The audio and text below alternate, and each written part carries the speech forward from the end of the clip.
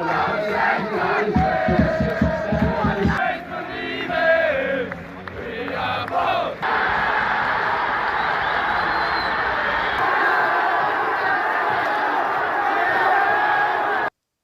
guys, welcome to Irish Footy Vlog. So today we have episode 3 of the Fanview, where we have JP Fahy, who's going to choose his greatest Derry City 11 and more. So let's get into this. Right, JP Fahy, Derry City fan, how are you? Are you well? Yeah, fine, thank you, Keith. Brilliant. Looking forward to doing your 1 to 11 anyway. Oh, definitely, yeah. Got it all jotted out there beside me. Brilliant stuff. So before we get into that, JP, your earliest memory as a Derry City fan? I just remember going way back the sort of late 90s when we were still playing Sunday football. I remember going to my granny. We'd always go up to my granny's house anyway on a Sunday for dinner, granny and granddad's, and they literally just lived up the hill from a Brandywell, so we went there for dinner and then down to match for 3 o'clock. One of my earliest games I remember being, I think it was a 2-0 defeat to Bohemians. Not sure if that was my first ever game, but it was one of the earliest games. But obviously the game that stands out in my mind, the game finished 0-0, but it stands out in my mind because I did mascot that day against St. Pat's. This is how long we're going back. I think Eddie Gormley was the captain of St. Pat's that day, and Stephen McGuinness, I think, was another player that may have played. Probably Paul Ozam as well. So that's the earliest memories, and obviously the greatest earliest memory is probably either the League Cup win against Athlone in the Brandywell after the second leg, and obviously the first seeing them won the FA Cup for the first time in Tolka Park against Shamrock Rovers. What makes Derry City so special for you? Just because when I started following them, it was mainly a local team, and it sort of developed, continued on. They played a local team up until recently, and it was always a community club. They always had the football in the community over the summer holidays and stuff, or maybe the mid-term breaks. There was a committee of players that set up. They run the camps, and obviously I always went them. I think Tommy McCallion was one player. Not sure if you remember him. Peter Hutton was another. Paddy McLaughlin, Gareth McGlynn, Eddie McCallion. They were all there, and they were all local Derry lads. And you just sort of, it was pride that you took in seeing them.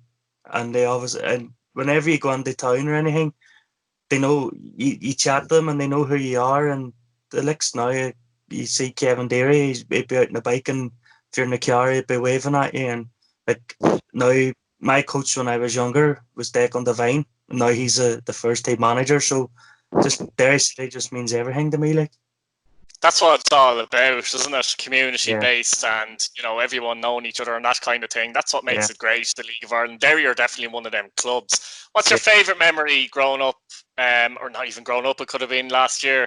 Your favourite Derry City moment, I suppose.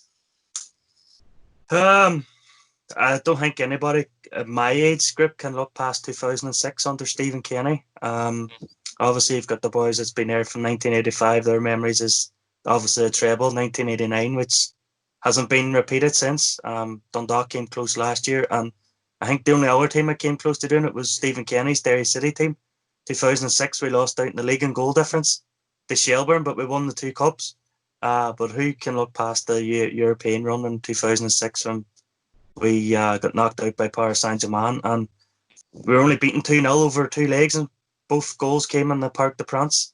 I think we had a wee bit of luck, and I think we hit the crossbar in the first half through Killian Brennan, and we had a Stonewall penalty turned down in the second half through Kevin McHugh.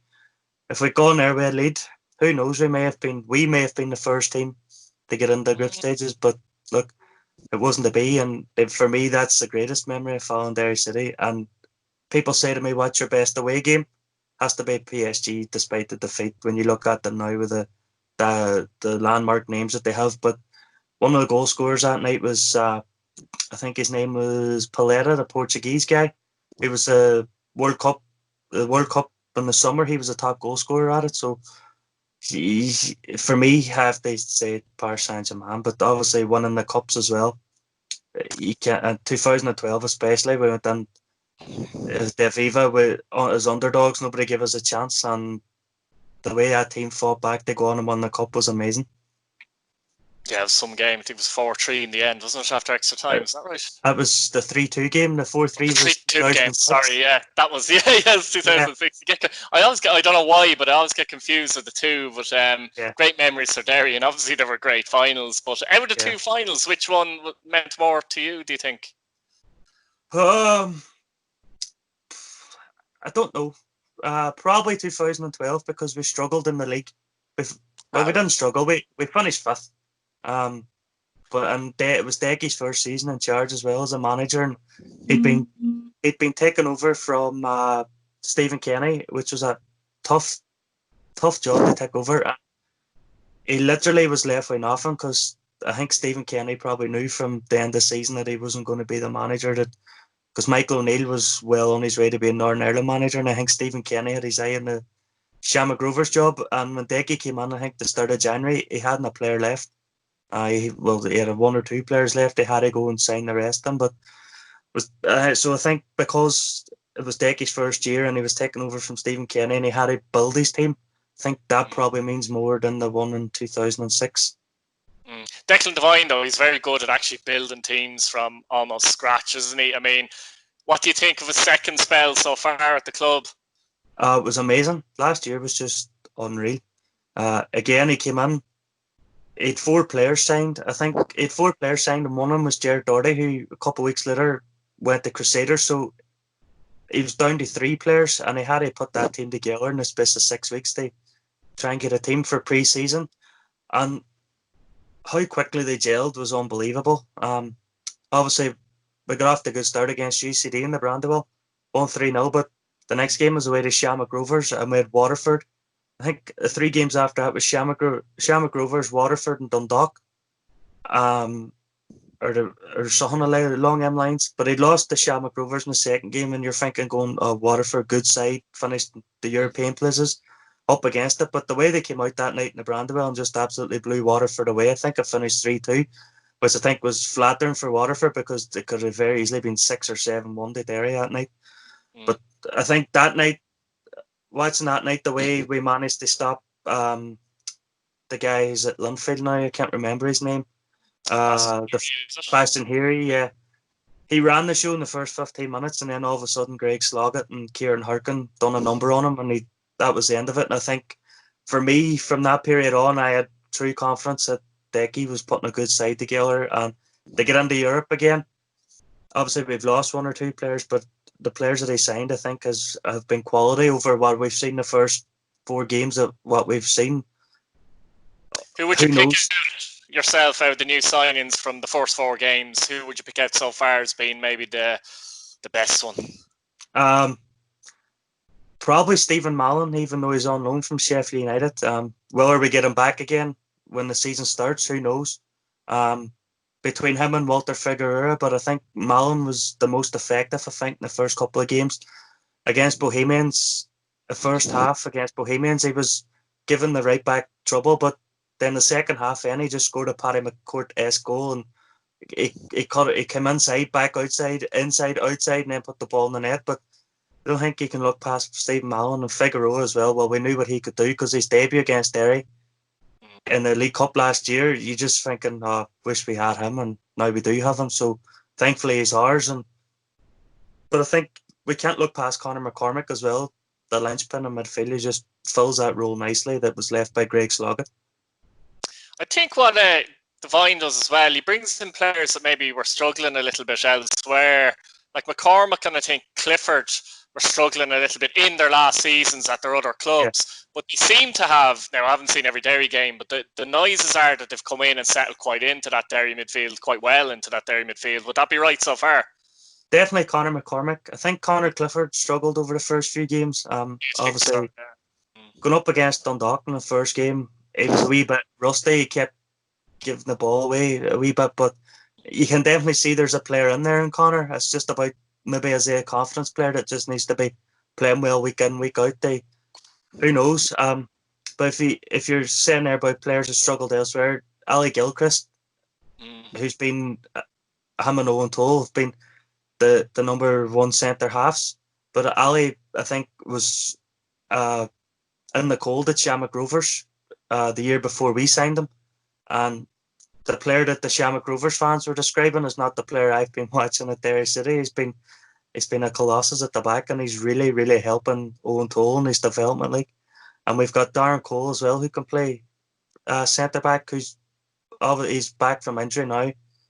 So there's a lot of competition for places at centre back. But if you're talking about players that, as you say, Devine has brought in, they're struggling elsewhere. I think the main one you have to look at is Ali Gilchrist and his development. Yeah, I think. How long do you think he can keep Owen Toll for? Because he's an excellent defender. I think he's in the first team since he was 17, and I believe is he 21 now. I think we signed him when he was around 17, 18. It was just after Ryan died.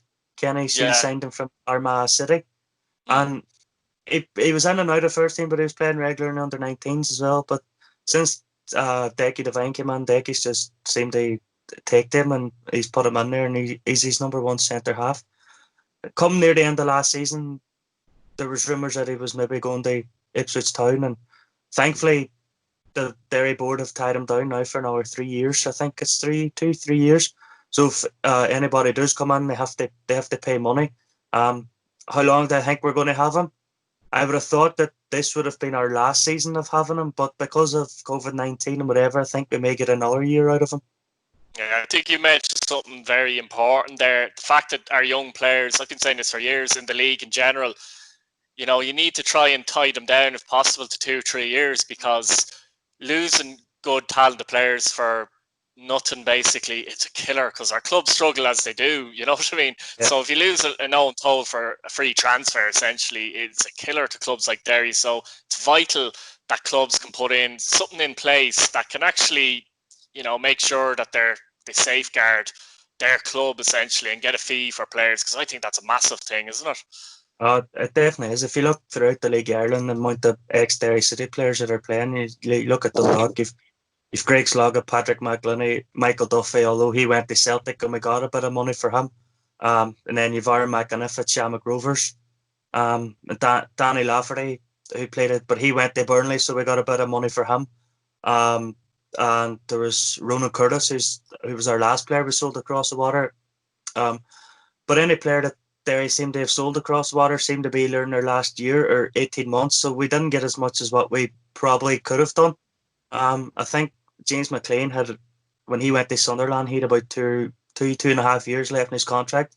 So we were able to do a bit of negotiation, I think, and we got nearly 300,000 from him. But any player I can remember, we only really got about 150 to 200,000 for them. And it's just, as you say, our clubs are probably underselling their players to England. And if you look back, was it last year UCD had a player and Bristol Rovers were looking for him, and I think it was the UCD manager turned around and says that the England think that they're shopping at Aldi when they come to the League of Ireland. And then obviously the Bristol Rovers manager was an Irishman, and his response wasn't satisfactory. It was arrogant towards the League of Ireland for being an Irishman. And if you look at the Irish team, it's probably 6 out of starting 11 all came from the League of Ireland, and it makes me angry when people slag off the League of Ireland, but they go and watch the Irish team, and the players that they're watching all started off in the League of Ireland, majority of them, like.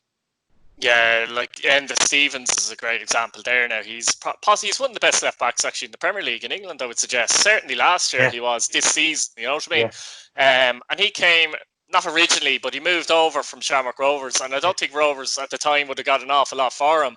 And it's just it's funny, if I was a manager in the lower leagues in England, I would probably be thinking to myself, honestly, guys, let's look in the Irish market, because you can pick up guys in the Irish market that are similar quality to the lads in England, but you'll get them for cheaper, And from a league perspective, our point of view, we have to somehow try and get away with that. If Jack Byrne moves back, how much are the league going, like Shamrock Rovers, how much are that club going to get from, you wonder?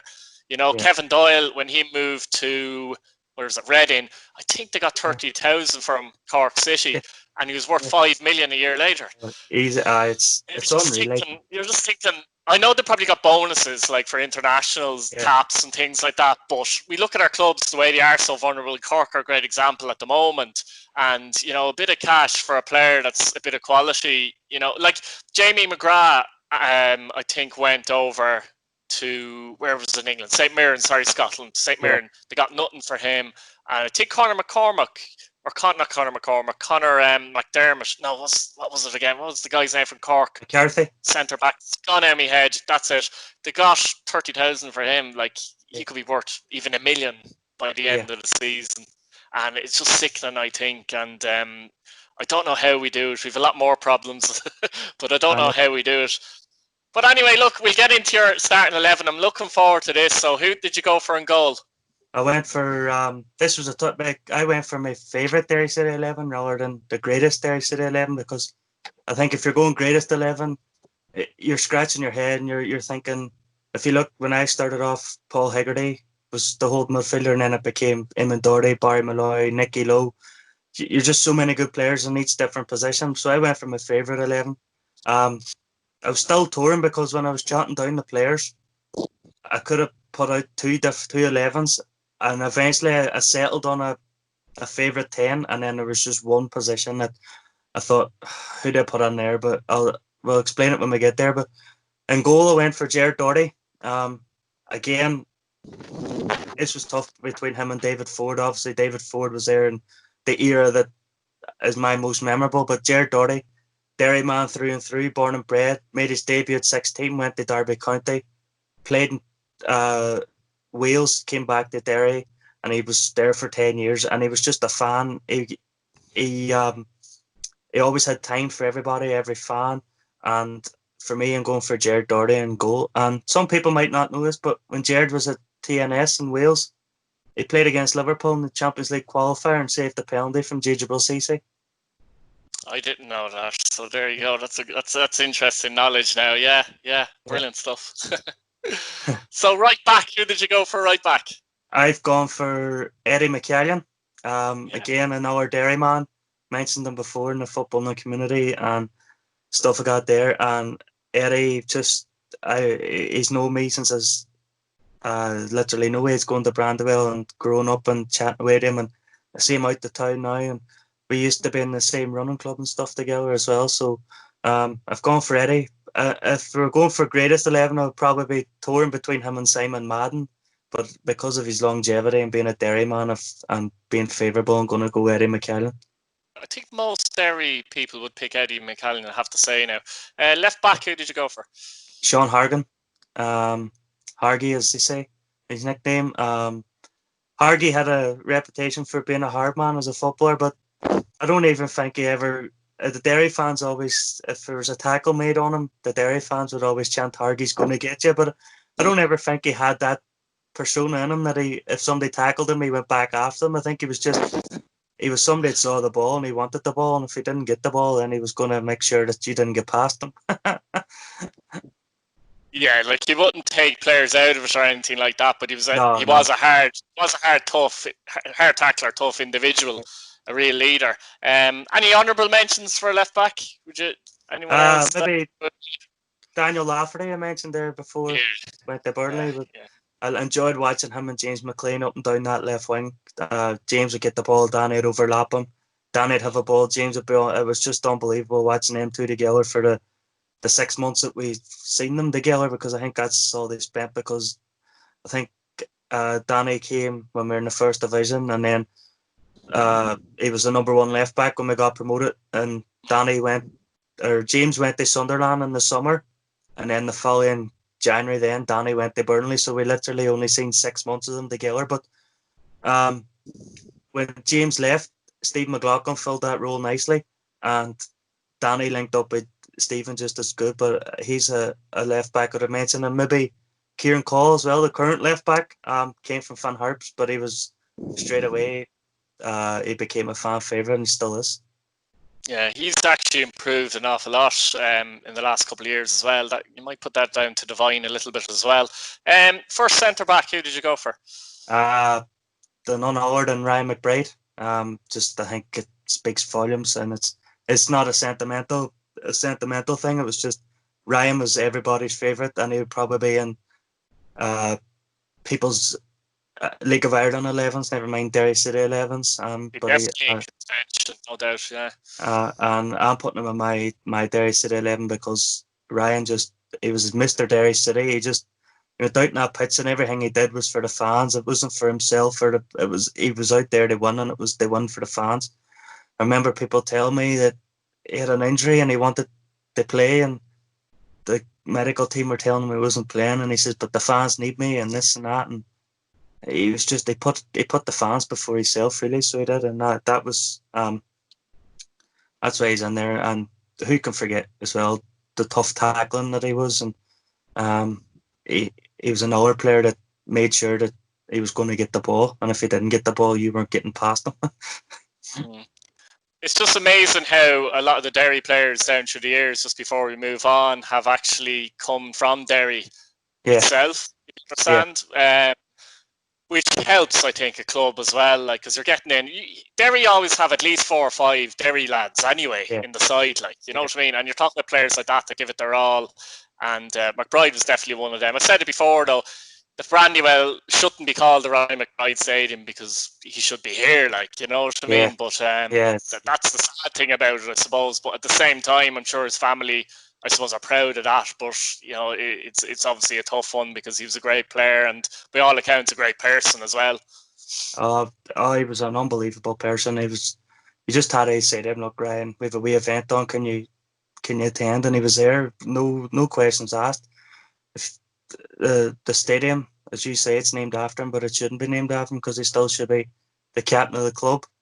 He'd still be 31 today now, wouldn't he, or something? 30, 31, around that age, yeah.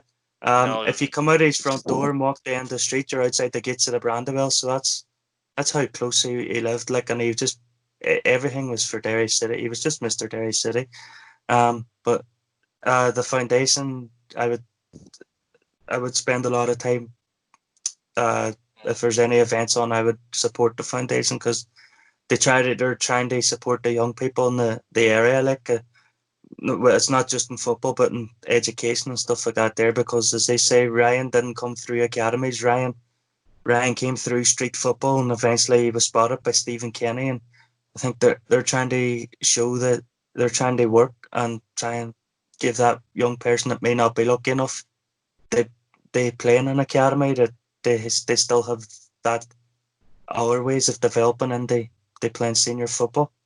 Yeah, 100%. That's what it's all about as well. Your second central defender, who'd you go for there? Again, there was a few. I could have gone for, like, Clive Delaney and Stuart Greason and all, but I've gone for another ex-Derry City captain, Peter Hutton. Again, he's just he's just Mr. Derry City as well. Unfortunately, his time as manager didn't work out the way we'd have hoped, but I think the true Derry City fans won't remember him for his managerial career. They'll remember him for what he did in the pitch. He won the league. He won a few cups as well, and I think he's a record appearance holder as well. So yeah. I had to go for Peter Hutton as well because he's another guy that if you've seen in the street, he would stop and talk to you as well. Like, yeah, he was another fantastic player as well. And the funny thing about Peter, he could easily play midfield as well. Yeah, I think he actually, the last League One team in '97, he played in midfield, and it was only his. He scored a lot of goals one season, actually, didn't he? I think it was that season. Yeah, I didn't start going till around '98, '99, but listening to just shows how good. Yeah, he just shows how good a player he is. That he could. I remember more playing centre back overall as well because he played centre back mostly in his career. But there was one season definitely that he was outstanding midfield as well. It shows the player he is. He could literally play anywhere. And he did move to Shelbourne maybe for a season. I'm not too sure. Yeah, maybe in a season. He got a lot of stick for that too. So he did because he got a lot of stick for that because at the time Derry and Shelbourne were obviously in the 90s. It was Derry and Shelbourne were a bit of a rivalry. And then he went to Shelbourne and he got a lot of stick in that. But he came back after a season, but he went there, they won the league, and he did so. So who can blame him, really? Yeah, a lot of players on that Shelbourne at the time, they probably had the most money in the league at the time as well. And obviously they've paid They paid the price since, I think, as well. But that's our back four. What formation did you go for in midfield? Again, this was tough. But I think I've gone probably 4-4-2, to be honest with you. I was looking at maybe a 4-2-3-1 kind of, but in the end, I just settled for a midfield four, going on right wing, and I've had to put him on the right wing because the player put on the left wing. You can't really put him on the right wing, so I've gone Paddy McCourt on the right wing. Everybody knows Paddy McCourt. He got the ball, and you knew something was going to happen. He's probably my top two watching Derry play. Best Derry City player ever in my era. I think most fans of any club would literally, you pay in, you watch Paddy McCourt play, and you'd get up off your seat every time he got the ball, and he wasn't slow, but he wasn't, say, lightning pace. His dribbling ability was just fantastic, and you just, what's he going to do next? Every fan likes that in a player. What is he going to do next? It could be anything, and it's just a joy to watch. It's very simple. It was the fact that he didn't have the pace, but defenders didn't know how to defend against him because he could go left, he could go right, and once he could let on to go right, and by the time you try and go right with him, he's passed you down the left, and there were so many goals that he scored on his own, maybe dribbling from a halfway line. I remember a goal, might have been against Drogheda. He started with the ball on the right-hand side, and he dribbled it the left-hand side and stuck it in the top corner. It was just unbelievable. There was a game against Shelburne in the Brandywell, I think it was the 06 season, when we were going head-to-head for the league, and he got the ball in the halfway line, and he just knocked it past the defender, and he was away, and I'm not sure who the goalkeeper was. It might have been Williams or Delaney. It was one of the two. They're trying to make a goal big, and in the end, Paddy stuck it through his legs, and it's 2-0 Derry City. I think that night we thought we were going to win the league because I thought it was going to be, but unfortunately near the end of the season we drew a couple of games at home, and Shelburne pipped us at the start, the end. Yeah, no, he's a fantastic player, and even the haircut, it was like he looked like an old-fashioned player as well. You did get comparisons with Georgie Best, and obviously George Best, one of the greatest players ever. But it's stylistically, he was a bit like George Best, to be honest with you. And you don't see too many players like that anymore in that style. You do see a lot of good wingers, but mostly it's blind and pace, and you see a lot of wingers, a lot of pace and no end product, which is another thing as well. But no, I mean, if you couldn't enjoy him playing, you just don't like football. It's very simple. Paddy was naturally gifted. What Paddy had, you could teach. I think it was just naturally gifted. He just knew what to do with football, and you just had to see him play. I think Paddy probably, if he had stayed injury free, probably could have played in the Premier League instead of playing the League of Ireland. It was just he had a lot of leg injuries, and who knows if he had played at the top level. Could he have become to be compared to George Best? Who knows? Who knows? He did have a decent career at Celtic, in fairness, didn't he? And obviously got caps for Northern Ireland. But as you say, he probably should have got more caps for Northern Ireland, really. But the injuries probably cost him there. And I get the feeling for some structured managers, they wouldn't like him as much. I don't know. I hate that. But there are some managers that, he's too flamboyant or something, or he's off the cuff. But, I mean, we want to see players who are off the cuff. The thing with Paddy, you couldn't take him off as having a bad game because he could just literally turn the game in a matter of seconds. The one player that currently reminds me of him is Patrick McAllinney at Dundalk. Patrick could be having a terrible game, but I think you have to keep him on because he could just turn the game in a split second and win you the game. And they both came through the same youth club in Derry as well, Foyle Harps. So maybe is it a Foyle Harps thing? Maybe it is. It could be. So he's your left winger. James McClean. Yeah. Spoke a wee bit about him earlier. Between him and Danny Lafferty up and down that left wing, but just loved watching James play. The heart they put on, as they say. But Ryan being Mr. Derry City, I think James was as well. He just runs and runs and runs, and that left foot he has as well is unbelievable. He can ping a pass, he can hit a shot, he hit any dead ball, and he just hits losing, doesn't he? Really, he just and that's what made him. I remember we were playing Van Hertz in the League Cup one, and not sure who the Van Hertz player was, but he tried winding James up, and James got a free kick and whipped it on the top corner. James went and celebrated in front of him, which didn't go down too well. And that's the kind of guy James is. If you wind him up, he's going to give it back. And unfortunately, people give it to him, then can't take it when they get it back off him. Like, he's pure passion as well, and he is one of those players. I would say, unlike say Ronan Curtis, McClean was one of those players at Derry that you knew was going to go to the top level. Like, you know, where it's Curtis, for example. I'm surprised that Curtis. I know he's a Portsmouth, but still, I'm surprised he's done so well over there. I didn't see that in him at Derry as much as I saw with, say, McClean, for example. Yeah, Ronan, we could see the talent was there. We didn't actually think it was he was going to go when he did go. We thought maybe we got another year out of him, but I don't know what happened. Maybe his contract was running down, and maybe Derry tried to get somebody to get a fee for him. But with James, I remember when James were in the first division, James was designed for Lincoln, but I think Lincoln got relegated the conference, and he ended up staying at Derry, and he became one of the first division heroes, and he went on to Premier Division, and he just kept that consistency level going. And I think Brian McDermott was the Reading manager at the time, came over to watch him against Shamrock Rovers. And if I remember rightly, he asked Stephen Kenny at the end of the game who his centre half was, because I think that was Ryan's first start.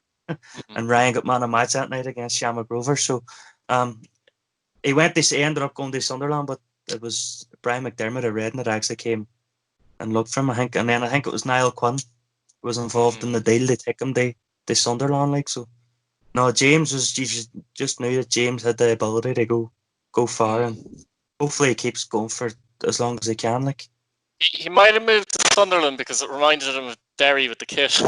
Possibly. It was, because he's still a Derry City fan, actually. I don't know if you ever see him. He's kids in his Derry jersey, jerseys and that kind of thing as well. So that's great to see. Are there any other honourable mentions you would have out wide? Anyone else? I just having a wee look at my notes here. Steve McLaughlin, Niall McGinn, Gareth McGlynn. There's, when I first started going, there was a guy called Michael McHugh from Donegal who played on the wing as well. They're just and then more recently, you say Ronan Curtis, probably the last couple of years, Jamie McDonough as well. Last year, junior top goal scorer from the wing as well. There's just so many wide men that Derry City have had, and they've so good. Like, so where are we going? Central midfield next. Central midfield, I've gone for Barry Molloy. Sitting in front of the back four speaks volumes, as I said earlier. There's too many good players in that position to try and pick a greatest 11. So if I'm going for a favourite, I'm going for Barry. And his midfield partner was the one that I struggled with when I'd listed down all the players. And in the end, I went for Kieran Martin, simply because of he was there in the greatest of my greatest era supporting Derry. He scored a couple of goals against Gretna. He was, from he signed in 2002, he was just an unreal goal machine from midfield. He was a box to box. He could defend. He could score. He always seemed to arrive lit in the box. Defenders couldn't pick him up, and before they knew it, the ball was in the back of net. So I was struggling maybe between Barry McNamee, Kieran Harkin, who's currently there, Nicky Lowe as well. But in the end, I ended up going for Aaron McInniff's another one. At Shamrock Rovers. Kevin Derry is another one as well. Kevin Derry, yeah. Midfield one, the central midfield one for Derry is extremely tough. I'm probably not. There's probably a few other names that are gone as well. Hegarty's another one as well. Yeah. Doherty. Yeah, Eamon Doherty. No. Yeah. So it's a tough one. I would have earlier as well, like so. If I, from the outside looking in, I probably would have had Kieran Martin in for sure, because as you say, he was another player that I enjoyed playing because he scored goals, to be honest. But goal scoring midfielders are very hard to find. Like, you could compare him to maybe a Frank Lampard or Steven Gerrard in the Electricity League. And those guys, even today, you don't see many of them in our league, midfielders capable of getting the goals he was. And as he said, he had other facets of his game as well. He wasn't just, a goal scorer. I think the last prolific midfielder we had in the league, Ireland, was probably Richie Toyle. Yeah, that style, yeah. Yeah, I don't think there's many in the league Ireland now that they may score goals, but it's probably maybe 3 or 4 a season where I think Kieran Martin was maybe hitting 9, 10 maybe. Yeah, easily. And every season. Yeah, every season is right. And teams hit it. One thing I couldn't get over was when Stephen Kenny went to Dunfermline and Pat Fenlon took over. Pat Fenlon shipped them out to Norway on loan, and then and then he brought in Alan Moore to try and replace him. It was Alan Moore. We all knew he was coming towards the end of his career. Or Kieran was in his prime. There were some questionable decisions, I think, when Fenlon came in. He was a good manager elsewhere, but I think he tried to bring in too many players outside Derry in, if you understand what I mean, who didn't understand how the club or city worked. Yeah. He tried to change too much too soon. Yeah. He tried to change too much too soon because I remember David Ford obviously went to Cardiff, so he had to try and find a goalkeeper.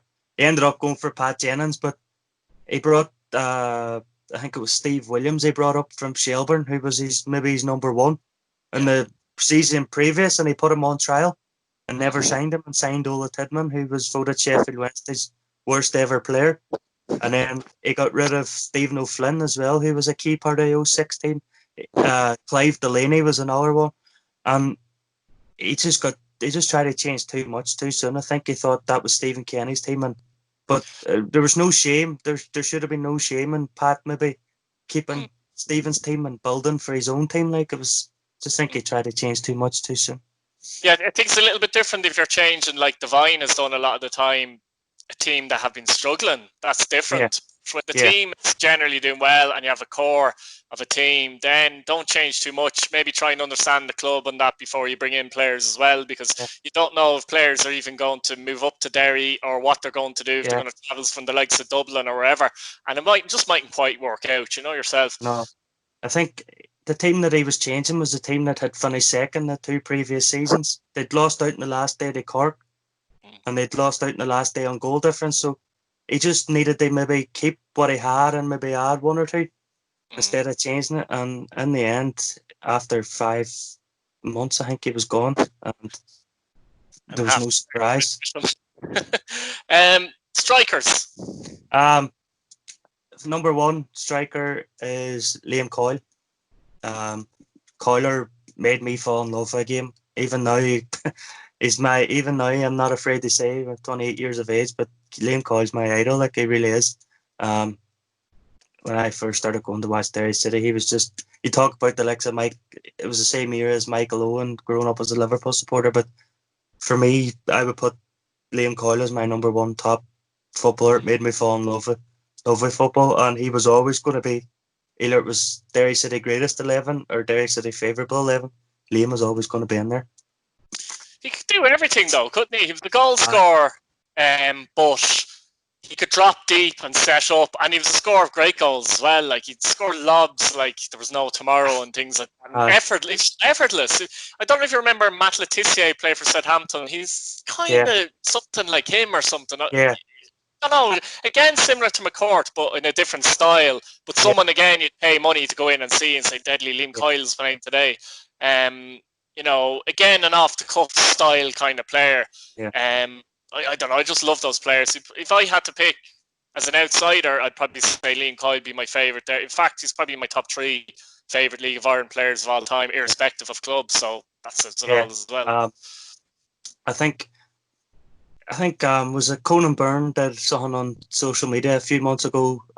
He wanted the fans to vote for the greatest top 50 or top 40 or something, and Liam Coyle was number 7, I think. And players in front of him was Richie Toyle and Jack Byrne, and you're sitting thinking, absolutely no way is them players going to touch Liam Coyle. I think that was the social media era was voting for them kind of players. Too many maybe younger players were voting as well. Like Jack Byrne, by the way, is an outstanding footballer, but he's had 1 season in the league pretty much. But you can't compare to say and Richie Towell, like, he done well at Dundalk, but Liam Coyle is just on a different planet to Richie Towell, if I'm honest with you. Yeah, Liam was the kind of player you couldn't give him a set position, even though I've put him in as a striker. You couldn't give him a set position because he had to give him a free license. Just let him go and pick the ball up and let him do what he wants to do. Same kind of player as Patrick McClean at Dundalk. You can't give. I find that Patrick is not good in a set position. Just let him have a free license and go and pick the ball up and let him do what he wants to do. And Liam was the same kind of player as you say, he would score lobs and maybe score great goals. I think one goal stands out from early on going to watch Derry was against Shelburne. I think we hadn't beat Shelburne in a long time, and Liam had got the ball in the edge of the box, and he just turned, and he just lifted it to the far post, and Steve Williams is standing looking up over, and the next thing it just dropped in underneath the crossbar, and it was and I remember it was coming near the end of the game when he did it, and we hadn't beat Shelburne in a long time, and it was just what a way to end the drought it was like against one of your biggest rivals at the time. And I remember chatting to him last year and saying to him about the goal. He says he had bumped into Steve Williams. Every time he bumps into Steve Williams, he reminds him of it. Steve probably right. Steve probably nearly forgets about it as well, or pretends he forgets about it as well. But he was just so effortless. Like he looked like when he came off the pitch, like he was just. Sweat. Yeah, he just didn't break sweat, but it's just like whatever, like almost. It's not that like he made an effort, but that's not what I'm saying. It just seems so easy for him, basically. You know, it was child's play to him, being on the ball, getting the ball, and he's just a brilliant player. And again, those type of players are very hard to come by. Like, you know, there's been great strikers in the league since, don't get me wrong, but not in the style of Liam Coyle, I don't think. No, definitely not. I think his father played for Derry City back in the Irish League times, and Liam's obviously played for Derry City, and Liam's son Jack is currently in the under-19 team as well, and seems to be doing well. So hopefully, maybe when sorry, I think he's a striker. Yeah. So watch.